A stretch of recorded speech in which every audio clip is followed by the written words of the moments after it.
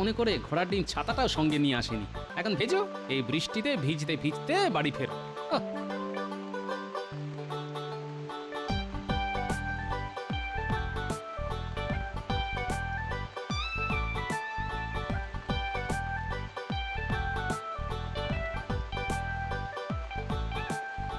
কি গিন্নি, বলি তোমার হলো কি?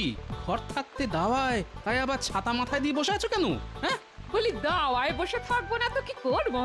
ঘর আর দাওয়ার অবস্থা তো একবার দেখেছো? চতুর্দিক দিয়ে জল পড়ছে, দেখো দেখো দেখো দেখো। সে কি, জল পড়ছে? তা তোমার ফুটো চাল দিয়ে জল পড়বে না তো কি ফুল বেলপাতা ঝরে পড়বে? তাই তো, এ তো সব একেবারে জলে জলময় হয়ে গেছে।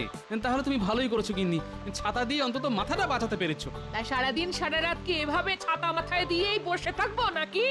না না, বালাই ষাট সারাদিন বসে থাকবে কেন বলো?